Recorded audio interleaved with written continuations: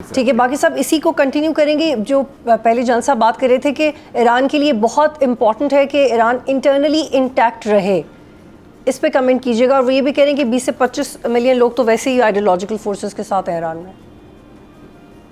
ایرانی معاشرے کو اگر کوئی ٹھیک سے اسٹڈی کرے، اس کے ساتھ ساتھ ہسٹری چیک کر کے ان کے ساتھ رہیں، پھر ان کو سمجھ آتی ہے ایرانی معاشرہ بہت ہی پیٹریوٹک قسم کا معاشرہ ہے.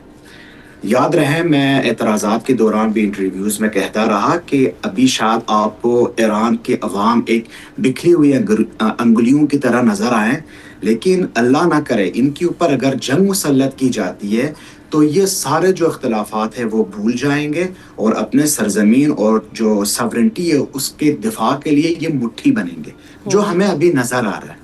آپ یقین کریں لوگ اور گورنمنٹ میں ابھی اس بات پہ اختلاف ہو رہی ہے کہ لوگ کہتے ہیں خامنہئی صاحب کا تشییع کیا جائیں، ہم شہریں چھوڑ کر تہران آئیں گے اور ایسا تشییع اور ایسا تدفین کا پروگرام دنیا کو دکھائیں گے کہ دنیا حیران رہے گی. لیکن گورنمنٹ کہہ رہی ہے کیونکہ یہ اسرائیل کا کام ہے اور اسرائیل سویلینز کے اوپر اٹیک کر سکتا ہے، یہ پیچھے ہٹے ہوئے ہیں، لوگوں سے صبر کا التجا کر رہے ہیں.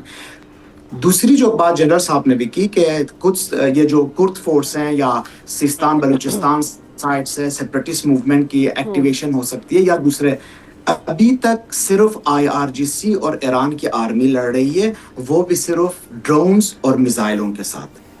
ابھی سے لوگوں نے اپنے نامز دینے پکچرز کے ساتھ اسٹارٹ کیے کہ ہمیں اپنے فوج سمجھیں، ہمیں ہتھیار دیا جائیں کہ اگر کڈز آتے ہیں ایران کے اندر یا امریکن سولجرز فوٹ رکھتے ہیں اپنے ایران کے سرزمین پر تو ہم ان سب کے قبرستان بنائیں گے. یہ سینٹیمنٹ ہے ایران کے اندر.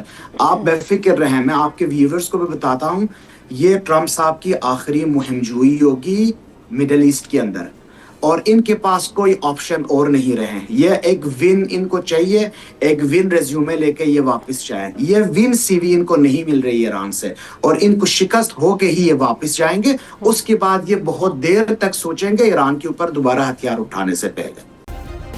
سبسکرائب کریں اور بیل دبائیں تاکہ کوئی خبر رہ نہ جائے.